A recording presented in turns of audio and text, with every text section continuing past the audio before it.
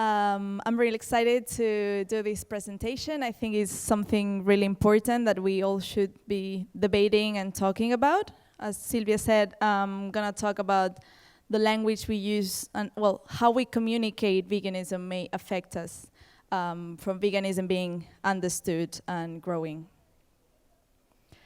As Sylvia said, my name is Delfina, and I'm from Barcelona, Spain. And I've been active for many years, but I was raised vegetarian. I always thought I was doing the best I could for animals. I thought I was respecting them until I realized I was still exploiting them. So 10 years ago, I went vegan. And then 3 years later, I started my activism, and since then I've never stopped. But something that I've been reflecting the last years is that I feel that during these 10 years, 8 of these years, I've been having habits related, aligned with veganism.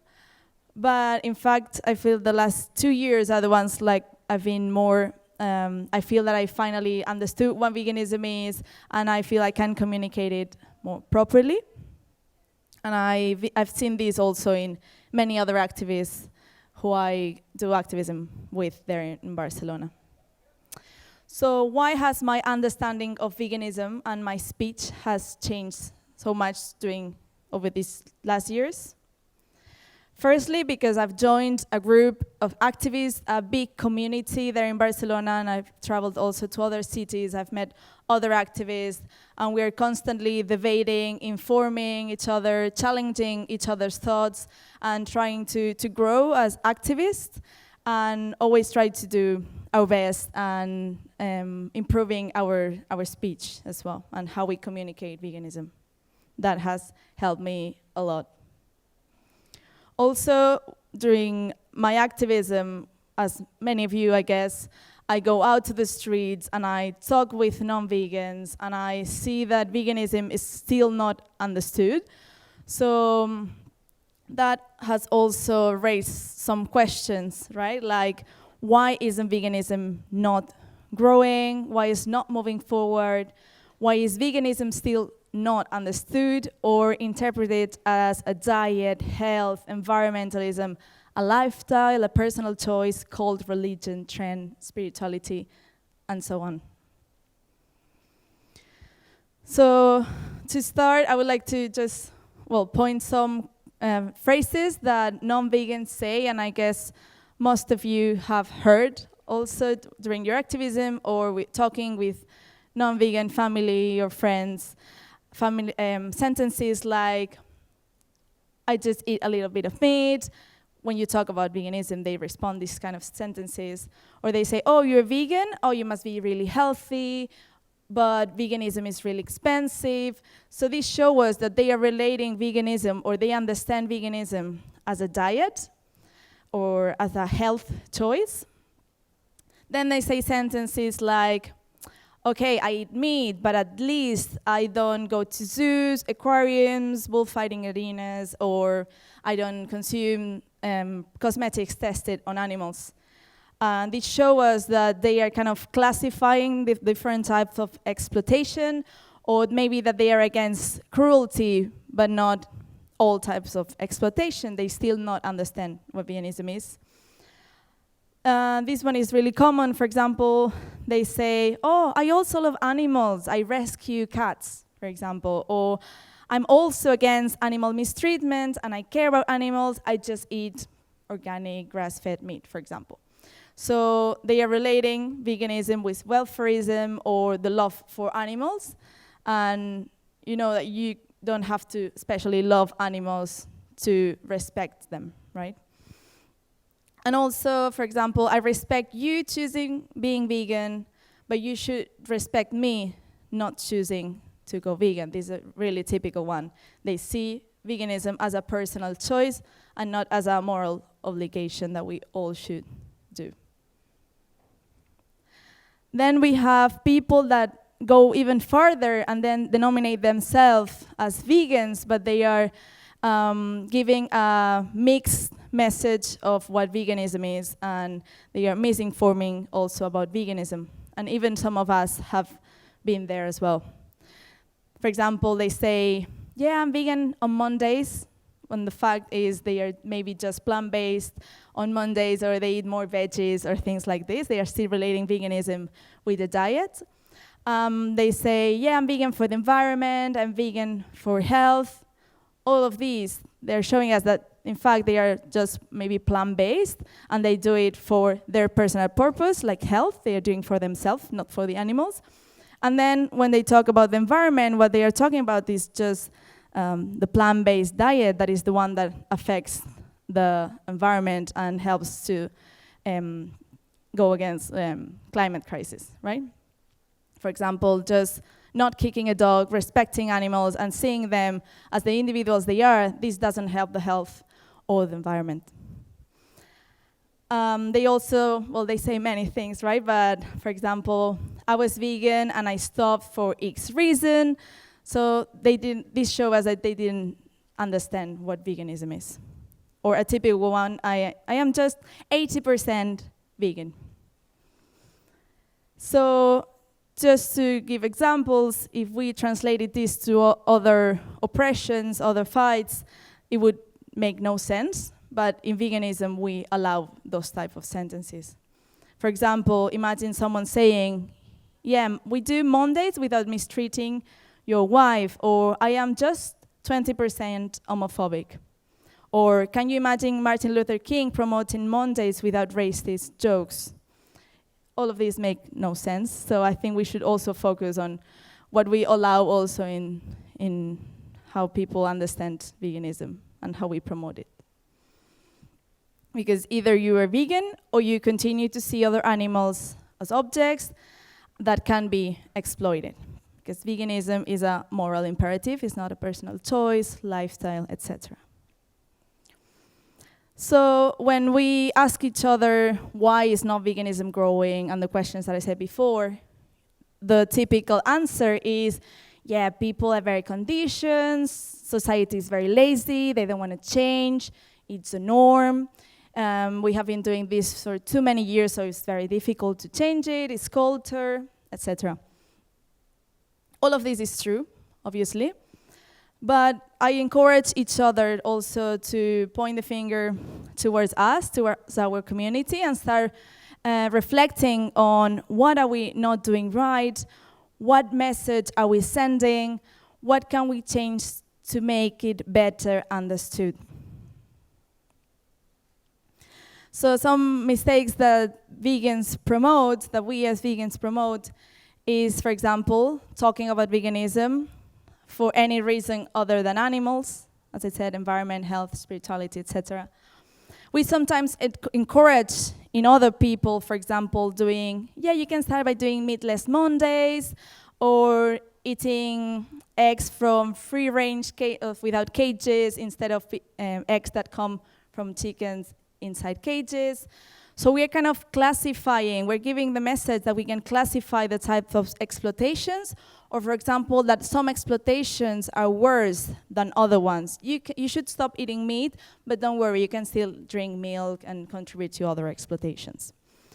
We sometimes see each other encouraging other people to reduce consumption, or encouraging them, okay, you can start, you do it your way, you can start being vegetarian or pescatarian or flexitarian, you can adapt it your way. So we're still giving the message that veganism is a personal choice, or that we can adapt it on the way it benefits us as humans. We also encourage animal welfare, for example. Yeah, we could do a campaign so that they don't kill the bull at the end of the arena, and we feel that that's getting closer to animal liberation, but at the same time we're kind of clearing the consciousness of non-vegans, and we're not getting closer to animal liberation, or at least making that people understand veganism better. So we're giving the message and encouraging others to continue to not see other animals as objects, and it does not question the property status where we put other animals. Sometimes we do this because we say, no, but everything that we do benefits animals, doesn't matter what. This is how we reduce suffering while we achieve animal liberation. Like, these are the first steps, and then we will achieve animal liberation in the future. We say animals don't care if someone stops eating them or exploiting them for health, environment. They don't care the reason why we do it. But then at the end, we see also non-vegans, like vegans stopping being vegans. So they didn't have like a good reason to continue doing that. We're giving the message that creates misconceptions about veganism in society, and we're stopping veganism from growing and having more vegans and being less animals being exploited and being closer to animal liberation. Another thing that we do is encouraging non-vegans to take baby steps, or encouraging them to change little habits, like habit by habit by habit, instead of focusing on changing the way we see other animals. So we treat non-vegans as if they were babies. We say, it's okay, it's your process, it's your journey, you do it your way, do it imperfectly. So it's like we don't believe that people are capable of understanding what veganism is. So we don't explain what veganism is, and we focus on changing some habits. Therefore, they don't understand what veganism is, and they don't go vegan. So this is like a circle that we cannot go out from it. I also feel that we focus a lot of our energy in talking about food, recipes, restaurants, or restaurants with plant-based options, promoting also those practices, behaviors, or consumption habits related to veganism. And because we think that if we have more plant-based options, there will be more vegans as well, and we will achieve animal liberation sooner. But we're not focusing that much of our energy in eradicating the idea that animals are considered property or things. We don't put that much energy on thinking new strategies, new ideas, new tactics, or on reflecting on our speech to create that vegan world that we want to see. Every time we see more and more plant-based options in the supermarkets, but the numbers of vegans is hardly increasing. We don't even have the exact number, because the studies that we have just show us how many plant-based people do we have, but the ethics of people is really hard to calculate. And the number of victims are still increasing every time around the world. I feel that if people don't understand what veganism is, no matter how many plant-based options we put in supermarkets, no matter how many plant-based burgers they try, how many restaurants we take them to, the number of vegans will not increase. And maybe people are eating more veggies, they are eating more plant-based, but they will not go vegan if they don't really have a big motivation and they don't understand what veganism is. If the idea that other animals are property is not eradicated, animal exploitation will not end. So a plant-based product won't change your ethics, but your ethics will change your behavior. Okay, I'm gonna drink water.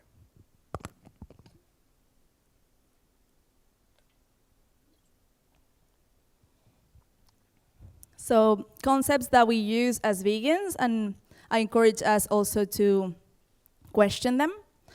We talk a lot about non-vegans, but we talk about them saying words like, nouns like carnivores, meat eater, carnites, omnivores. So we are referring at that people as if veganism was just a diet, and we also keep misinforming about veganism. We talk a lot about vegan food, vegan recipes, vegan restaurants, and it also encourages the message about veganism being a diet. Also, lately I've been not calling vegan food plant-based, I call it plant-based food. I feel food doesn't have a morality, so we should just call it plant-based food, which can be eaten by anyone. Then we do this a lot. We call our companion animals I have a vegan dog, I live with a vegan cat or rabbit, but they just have a plant-based diet. They do not seek for animal emancipation, and they can exploit other animals. Again, we're seeing veganism as a diet. And then we say a lot, friends, not food, veganism is love, as if we had to love animals to respect them. We also talk about stop funding these industries. You can still exploit other animals without money involved. It's just the way we see other animals as objects. And this one we see it a lot in social media, people encouraging, saying, we don't need perfect vegans, we need thousands of people doing it imperfectly, we need thousands of people, for example, reducing the consumption of animals. So obviously there are not perfect people, so therefore we cannot be perfect vegans, but that does not justify not rejecting the use of animals completely. So why not have thousands of vegans actively being abolitionist activists? The words that define an entire movement are extremely important.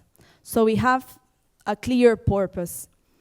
When they are distorted by ignorance or because it suits us humans, the victims, the other animals, are the ones who pay the consequences. So what is veganism? Is the ethical principle of the emancipation of animals from the exploitation to which they are subjected by man.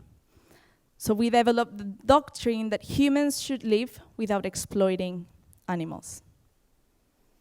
And in this definition, they use the word exploitation, and I believe this is a really good word to incorporate in our speech, which means the use of animals for our benefit.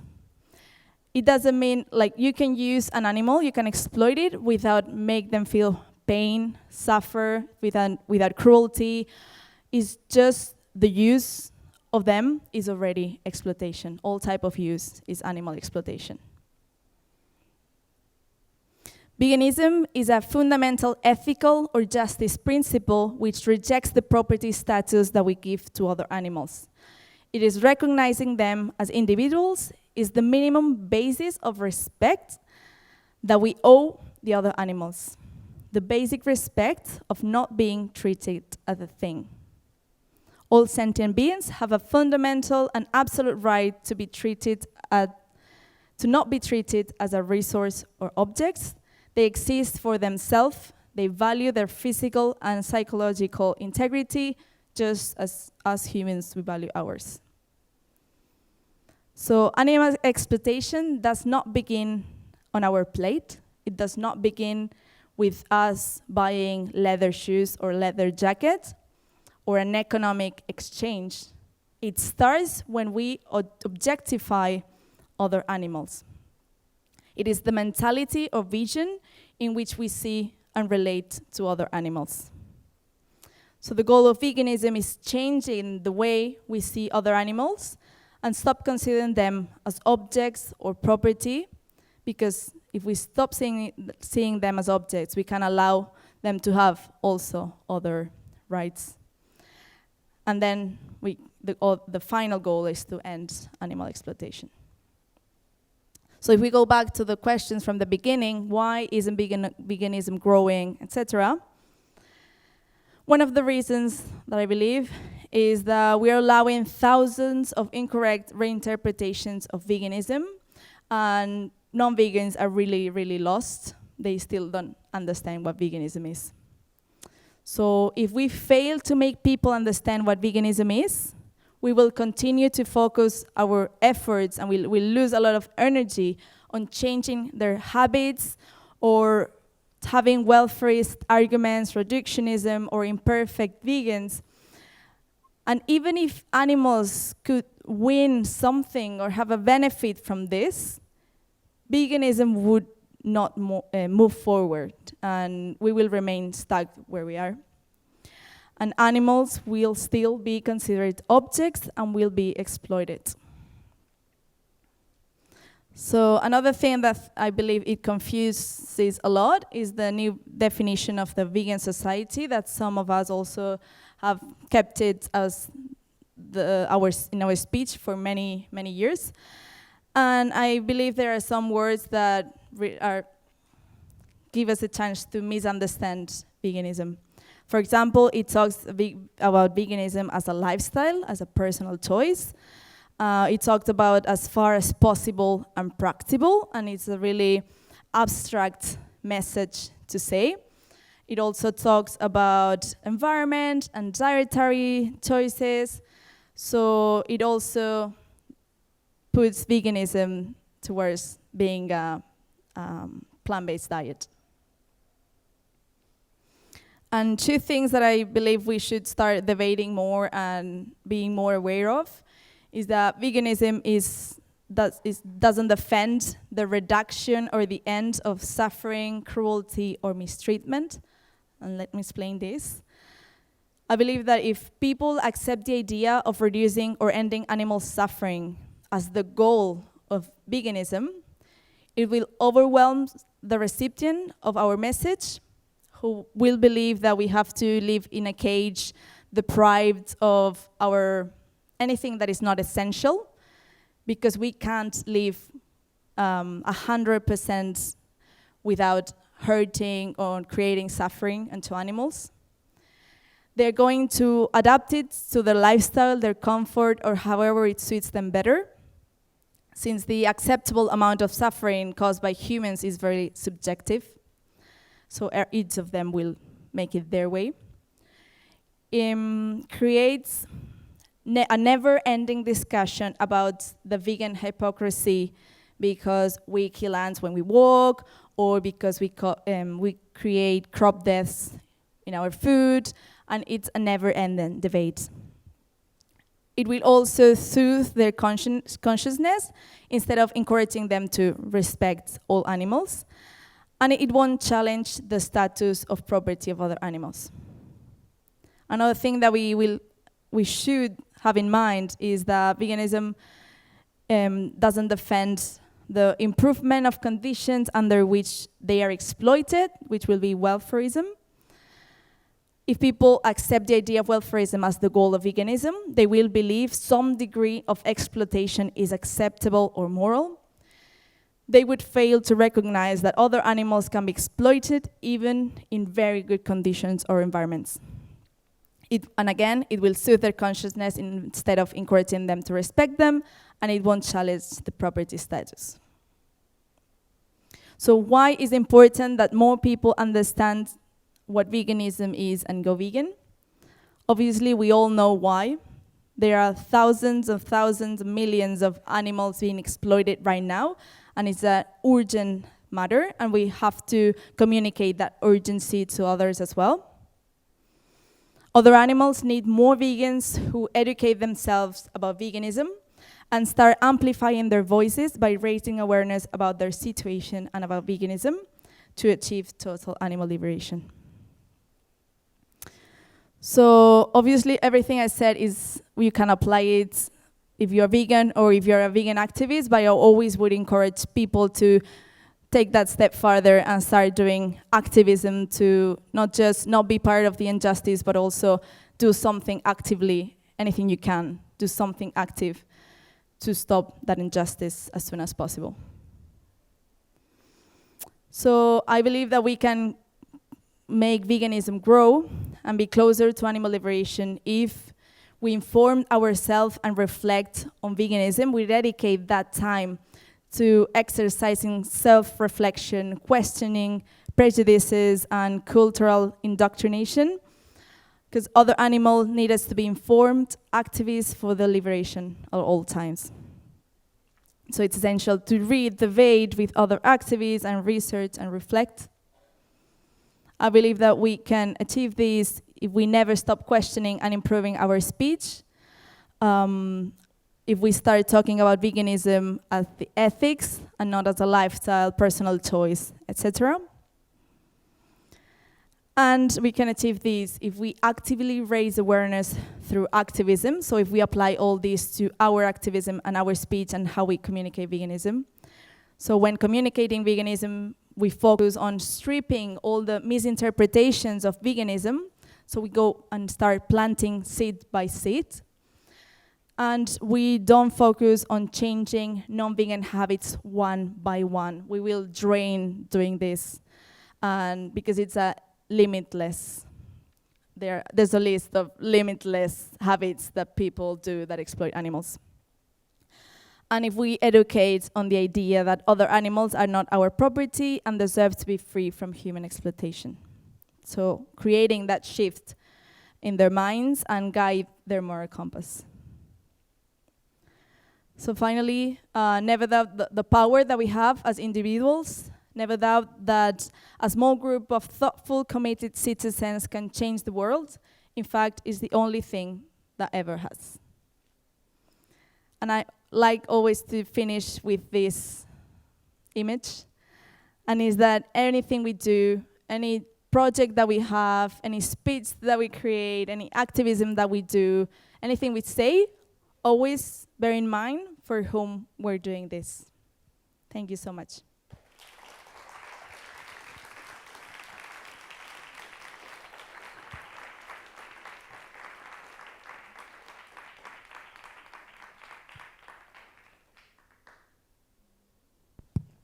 Thank you very much for your speech. We have some time for questions.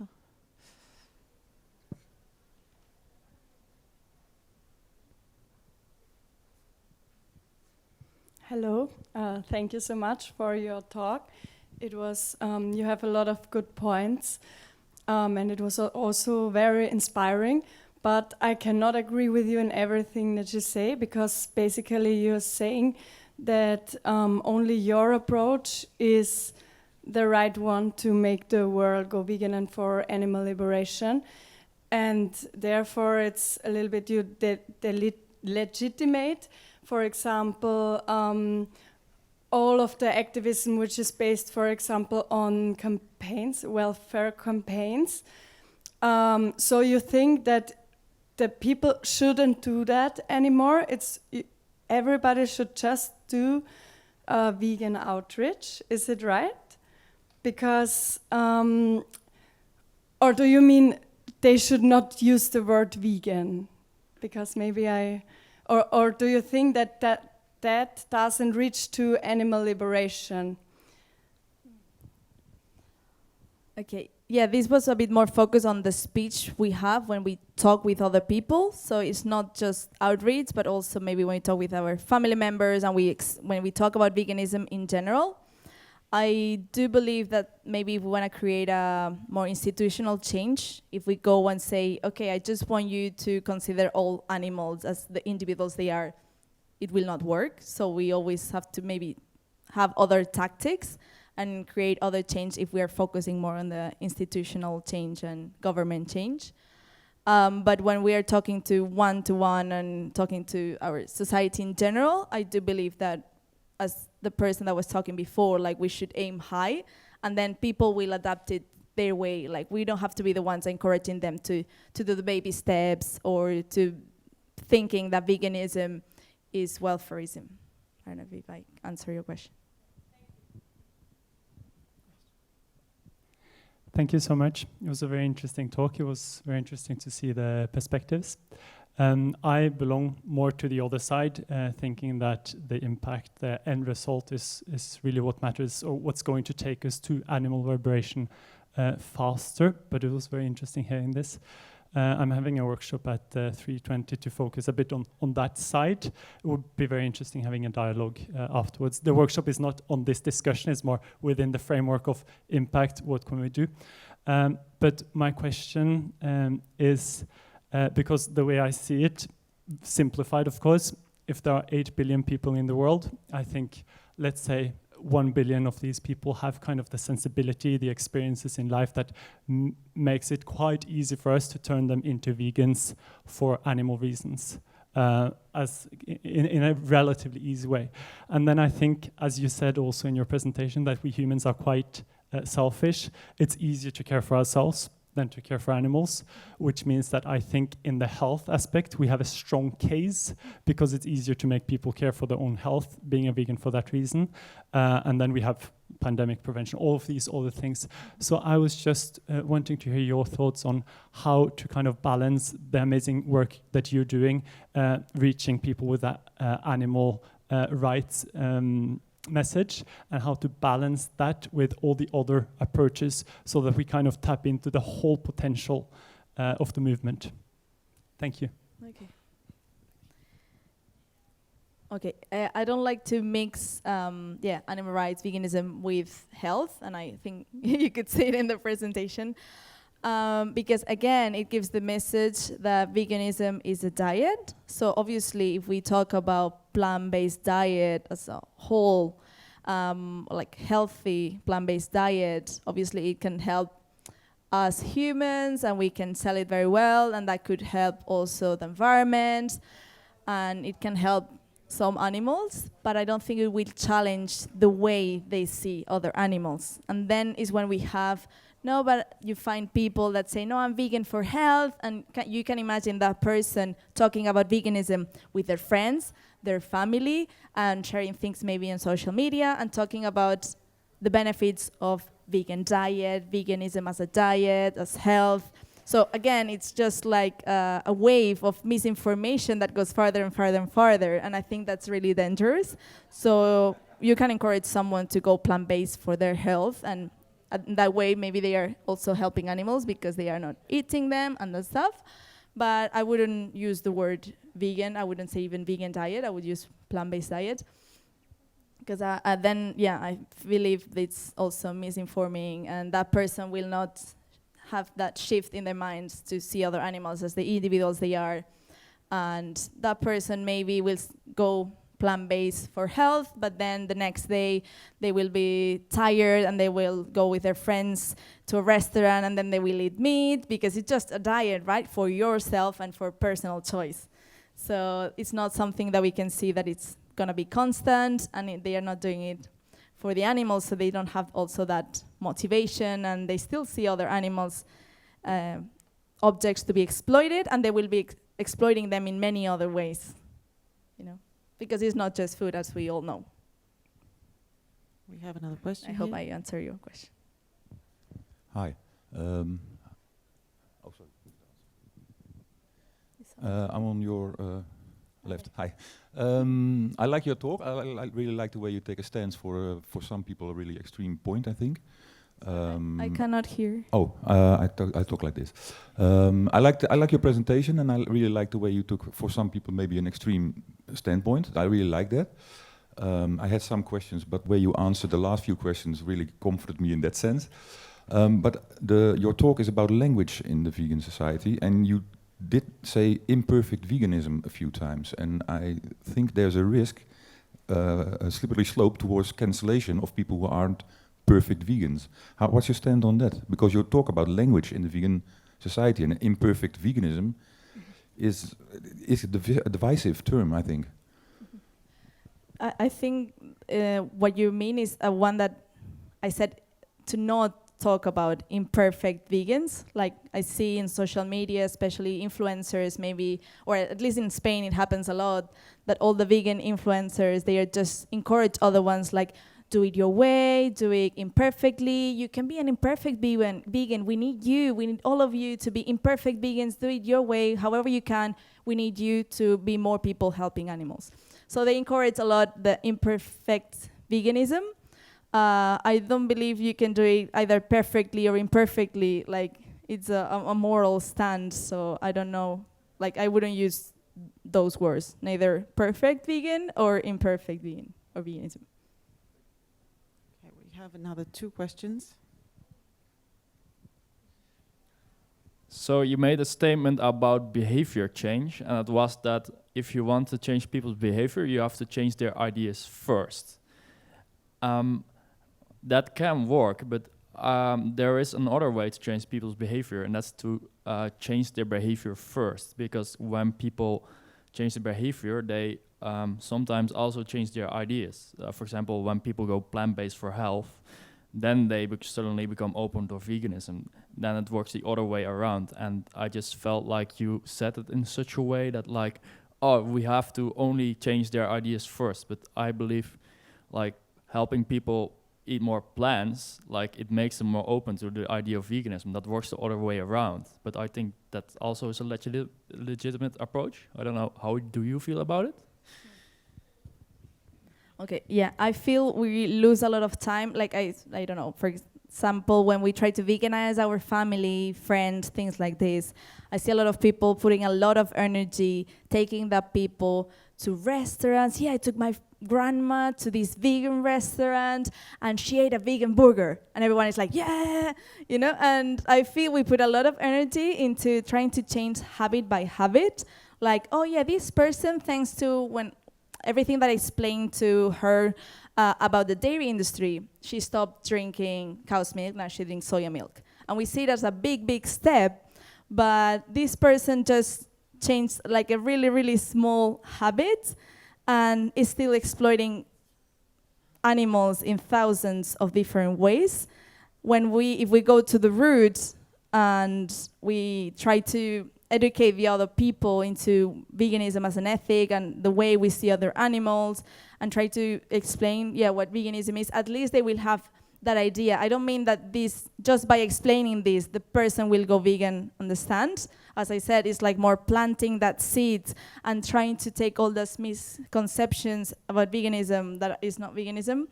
And I believe those seeds will be growing, and by talking with that person, then we'll talk with another vegan, and then they will see other stuff, a documentary, and maybe, hopefully, they will go vegan at some point and do that final click. I mean, you can still combine that to take that person to a vegan restaurant or, well, plant-based restaurants and make them try plant-based food, but they have tried rice, lentils, and things like this. Like, it's not something super new, you know? I don't know.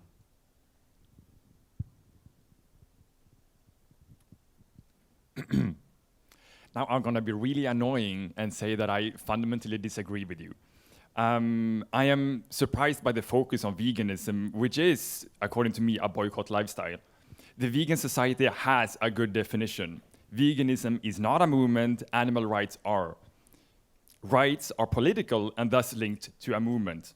Speciesism is linked to an oppression, thus politics, thus a movement.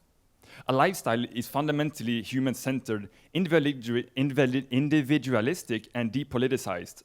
In France, we even see a refusal to use the word vegan within the animal rights movement. Now, my questions are, have you already considered that the vegan society has a legitimate definition of the word? And have you already considered using a word that is different than veganism, a word that is more political, such as saying animal rights, speciesism? Thank you. Okay. Yeah, we have had this discussion a lot, at least in the Barcelona Animal Safe group. We are discussing a lot if we should use more the word veganism or speciesism, anti-speciesism, and there's a lot of debate into that, and I think it's quite polarized. Like, a lot of people have a lot of different opinions. I think I still defining my opinion, like strong opinion on that. I'm still getting like more informed, but I think I've decided to keep using the word vegan, even if maybe it's confused by the vegan society and still like that, but I believe if we go to the original definition, this will help us to clarify also a lot of stuff and try to keep fighting for that definition to be clear and take all those misconceptions that people already have. I don't know, like in Spain also we have like a lot of different definitions of speciesism. Like a lot of people, as there isn't like a specific definition of it, people try to, or activists try to adapt it to their kind of fight, their kind of speech. So you can find a lot of different types of speciesism, anti-speciesism speeches and how they adapt it to their fight. And I think that's even more confusing than trying to stay with the word veganism and try to take all the misconceptions about that. I think there are even more misconceptions about the word anti-speciesism. And yeah, for example, there are some people that will mix it with trying to end all suffering in all worlds, in all animals everywhere. And there are other people that think that that is not included in speciesism. And as I said, when we talk also about suffering, we're giving the idea as if it was something utopical and really hard to achieve. And I believe that also will take people like move forward from the going vegan or doing animal rights. Or I'm afraid we have to end it here because we don't have much time left. So please, thank you, Delfina, again. thank you.